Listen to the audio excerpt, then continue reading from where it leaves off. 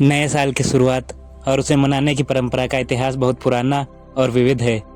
यहाँ कुछ और महत्वपूर्ण जानकारी दी जा रही हैं। सबसे पहले बेबीलोन पुराने कैलेंडर होते थे। प्राचीन बेबीलोनियों ने सबसे पहले वसंत के मौसम मार्च अप्रैल को नए साल के रूप में मनाना शुरू किया था। यह समय कृषि के मौसम की शुरुआत का था और नए सिरे से फसल उगाने के लिए यह बहुत महत्वपूर्ण माना जाता था।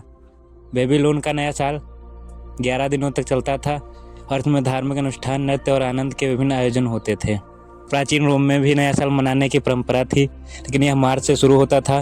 फिर 46 ईसा पूर्व में जूलियस सीजर ने कैलेंडर में बदलाव किया और नए साल की शुरुआत जनवरी में करने का आदेश दिया।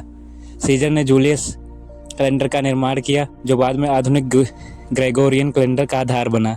इसी समय से जानकारी 1 को नए साल की शुरुआत मानने जाने लगी।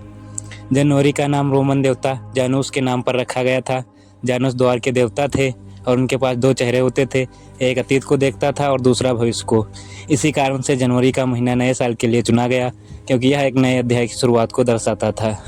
प्रारंभ में ईसाई दुनिया में नया साल 25 दिसंबर क्रिसमस के दिन मनाया जाता था, लेकिन धीरे धीरे यह परंपरा बदल गई। रोम के कैलेंडर को अपनाने के बाद नए साल का दिन 1 जनवरी हो गया। इसके साथ ही चर्च ने भी नए साल को दिन को आध्यात्मिक पुनर्नवीनता के रूप में मनाने की परंपरा शुरू की, जिसमें प्रार्थना और आत्मसमर्पण शामिल थे।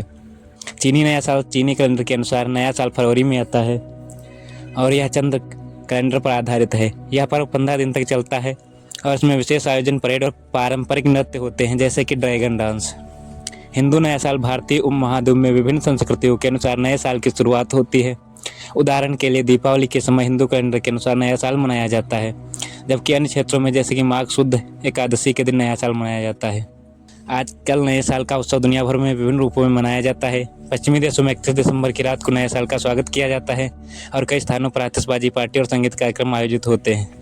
भारत और अन्य देशों में भी यह दिन खुशी और समृद्धि के लिए मनाया जाता है और नए साल के संकल्प लेने की परंपरा भी है, जिसमें लोग अपने जीवन में सुधार और बदलाव लाने के लिए संकल्प लेते हैं। इस तरह नए साल की शुरुआत और उसे मनाने की परंपरा विभिन्न संस्कृतियों, कालों और स्थानों पर निर्भर करती है, लेकिन हर जगह यह समय एक नई शुरुआत और खुशियों का प्रतीक है।